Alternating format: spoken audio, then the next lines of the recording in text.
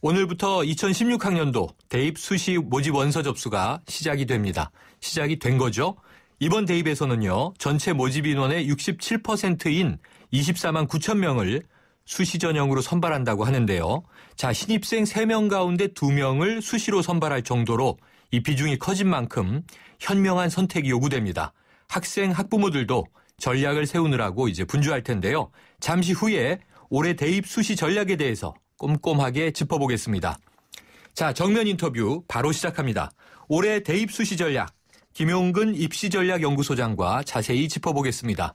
소장님, 안녕하세요. 네, 안녕하십니까. 네, 이 수시 선발 비율이 작년보다 더 늘었는데요. 네네. 이 다수의 학생이 수시를 지원한다고 봐야 되겠죠? 예, 그렇습니다. 지금 명목상 67.4%, 그러니까 3명 중 2명이죠. 네.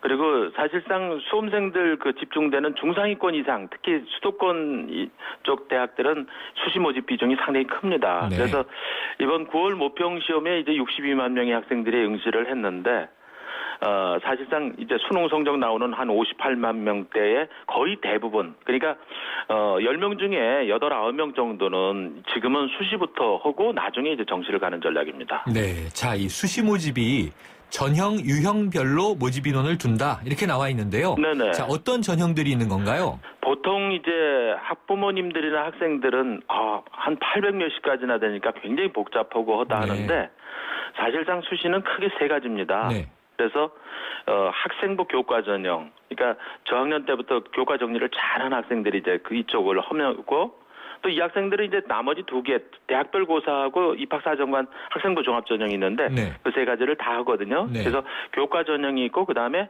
대학별 고사에서 논술과 면접, 그리고 적성평가, 이 중위권 학생들 가는 적성평가가 있고, 그 다음에 이제 입학사정관이 학생부 종합전형, 이 3가지입니다. 그래서 보통 학생들은 교과 전형을 제대로 가지 못하는 대신에 나머지 2개 전형이고, 성적이 이제 상위에 있는 학생들은 3가지를 모두 간다, 이렇게 보시면 됩니다. 그렇군요. 자, 그렇다면요. 이게 많은 분들이 이게 어떻게 되는 건가 궁금하실 텐데 수시에 합격을 하면 수능 시험은 상관이 없나요? 아니, 그렇지는 않습니다. 네.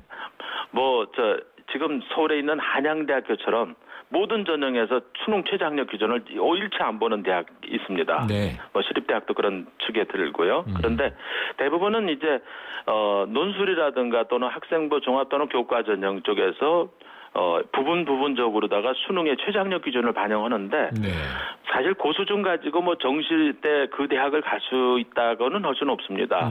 그렇지만은 일단 수험생들이 다른 전형 요소를 다 통과하더라도 최저 이 기준을 맞추지 못하면 그냥 합격이가 날아가는데 대개 논술 전형 같은 경우는 이제 학생들이 논술을 조금 만만히 보고 도전하는 그런 경향도 있다 보니까 절반 이상 되는 학생들이 사실상 최저 기준을 못 맞춥니다. 네, 그렇군요. 아닌 경우도 있지만 대부분은 수능 성적을 보기 때문에 수능 역시 이제 간과할 수 없다 이런 말씀이신데요. 네, 그렇습니다. 네, 이게 지금 말씀 주신 게 이게 일반 사람들에겐 참 복잡하게 느껴져요. 네. 이 학생부 교과 이 성적 그리고 또 이 비교과 활동도 있다고 하고요. 또 논술과 면접 거기다가 또 이제 수능까지 아까 최저 등급 기준 달성 준비해야 할 것이 정말 많지 않습니까? 네, 그렇습니다. 그렇다면 이 수시 합격 가능성을 높이기 위해서는 수능을 잘 보는 것이 가장 중요한 건가요?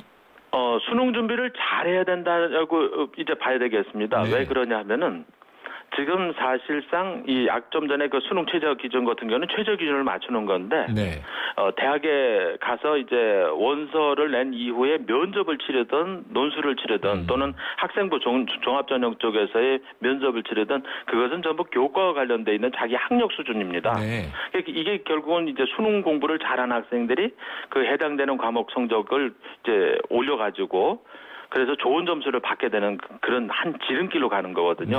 그래서 지금은 이제 수시에 이제 원서를 내는 이제 오늘부터 시작이 됐는데 원서를 내는 단계니까 자기가 갖추고 있는 것들을 하나하나 요소별로 해가지고 본인한테 제일 유리한 쪽의 요소들을 꼽고 그리고 거기서 이제 지망권 대학이 나왔을 때 그 대학에 또 내가 갖추고 있는 것이 어느 정도의 평가를 받을 수 있는지 이런 걸 하는데 일단 원서를 내고 나면은 거기에 대한 준비거든요. 그래서 결국은 이제 수능 준비를 잘했고 수능을 잘 본다는 것은 수시에 시험을 잘 치른다. 이렇게 같이 연결됩니다. 그렇군요. 연결돼 있군요. 네네. 자, 저 대입 때만 해도 전기, 후기 그냥 이랬어요. 예, 그렇습니다. 근데 지금은 말씀하신 대로 이 수시가 있고 정시가 있고 유형이 다양하다 보니까 네네. 지금 총 6번의 지원이 가능하다고 들었습니다. 예, 수시는 6번의 기회고 네. 거기다가 만약에 특별한 대학들 뭐 카이스트라든가 유니스트라든가 이런 쪽들 대학에 지원하는 학생들은 또 별개로다가 또 지원이 가능하고 네. 전문대학은 전문대학대로 또 하고요. 네. 예. 플러스 알파의 기회가 또 있는 건데요. 네네. 결국 이 수시 전략을 어떻게 세우느냐에 따라서 합격자 발표가 엇갈리게 될 것 같은데 자, 그럼 소장님 학생들이 어떤 전략을 짜는 것이 좋겠습니까? 일단은 수시는 보통들 보면은 대단히 상향들을 많이 합니다. 네. 그러니까 뭐 보통 중위권 대학을 갈 수 있는 아이들이 학부모님들도 많은 분들이 일단 중상위권 이상부터 가는 거 수시는 그렇게 갈 수 있다 그런 적인데 그렇지는 아니하고요. 네.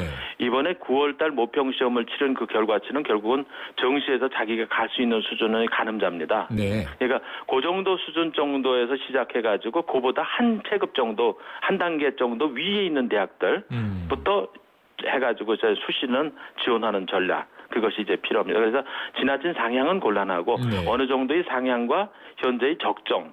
그다음에 뭐 하향도 보통들 얘기들 하는데 굳이 하향까지는 아니해도 정시 때 기회는 있으니까 뭐 그렇게 전략을 짜면 되지 않을까 그렇군요. 봅니다. 한 체급 정도 위를 지원을 네네. 해보되 네네. 너무 무리하게 이제 올리지 마라 이런 말씀 주셨는데요. 네네.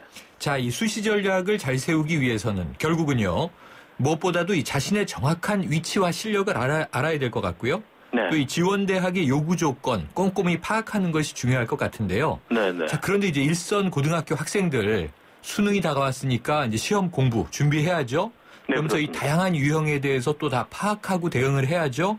이게 준비가 좀 어려울 것 같은데 어떻습니까? 예, 일단 수시에서는 갖춰진 스펙은요.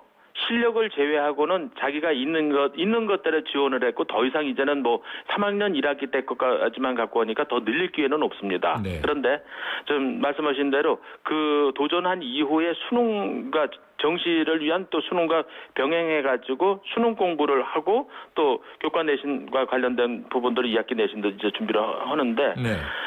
결국은 어떤 시험을 치르든 그 수능의 실력을 높이는 것 자체가 그 시험을 통과할 수 있는 실력을 높이는 거니까 그것과 이제 같이 병행하는 것이 필요합니다. 네. 근데 특히 이제 그 논술이 됐든 면접이 됐든 이 수능 시험 이전에 가서 특히 10월 달에 가서 시험 치르는 대학들이 제법 있거든요. 네.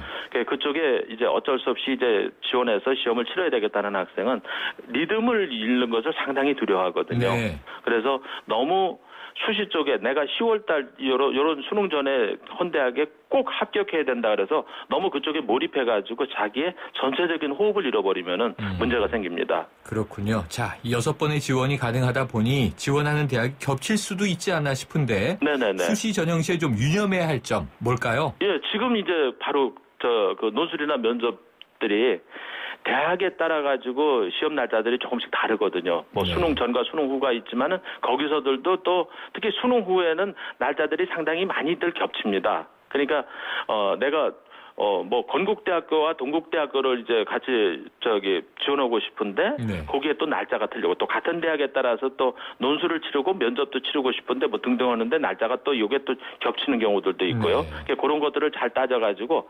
6번의 길을 활용할 때 절대 이제 내가 일단 날짜가 겹친다는 것은 그 중에 한 군데 정도의 더 가능성 있는 대학을 택하고 다른 쪽에까지는 버리는 그런 위험도 없는 그런 전략이 필요합니다. 네, 알겠습니다. 저 오늘 큰 도움이 됐길 좀 바라고요. 오늘 네네. 말씀 감사합니다. 고맙습니다. 지금까지 김용근 입시전략연구소장이었습니다.